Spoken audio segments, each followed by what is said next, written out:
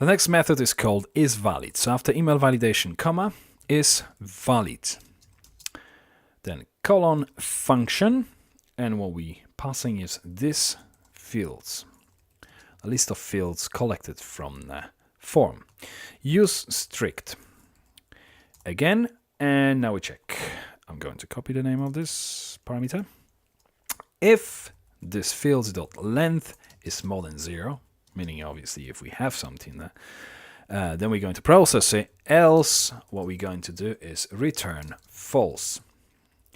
So if we've got something there, what we're going to do? We're going to start with a variable this errors equals array, an empty array, because we're going to be collecting any possible errors which may occur during our loop which follows. We start with the $each, and this field, then function.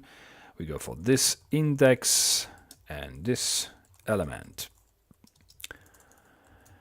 Inside of this loop, sorry, that's not quite how it should be.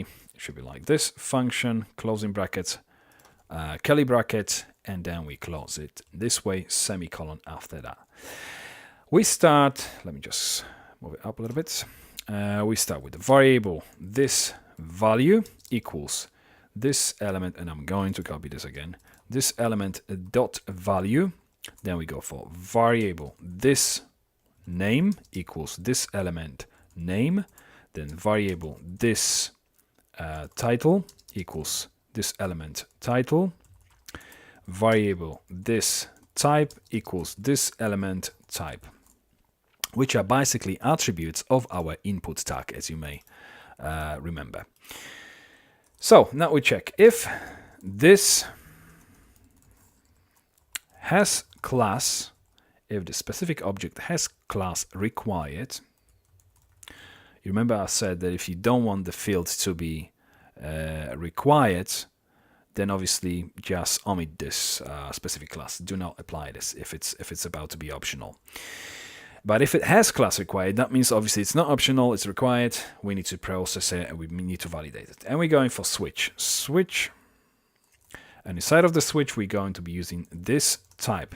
Based on what type of the field it is, we're going to be validating them slightly differently. We start with a case text. The same as text, we're going to validate case text area.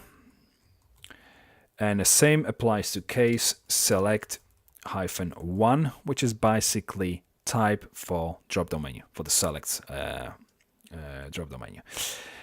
So all of them, they're going to use the same approach, basically checking if it's empty or not.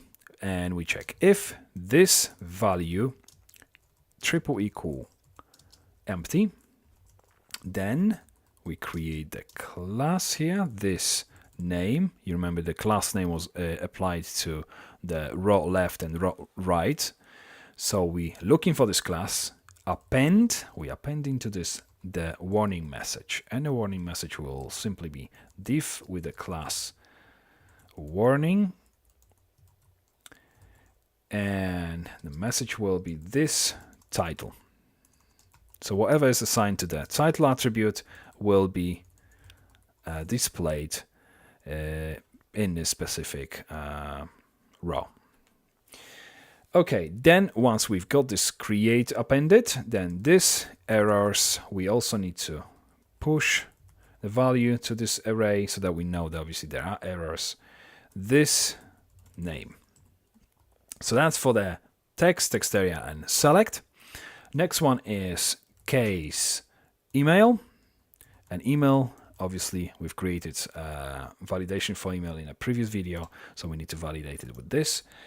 We check if isn't form object dot email validation, and we pass this value to it. So if it doesn't validate, then we do the same thing as previously. So let me copy all this, and that's everything inside of the switch statement. Let's go to the end of our each loop, and after this we simply check if this errors dot length is more than 0, Then we know obviously there were errors and we return false. Otherwise, we return true. So that's our isValid method.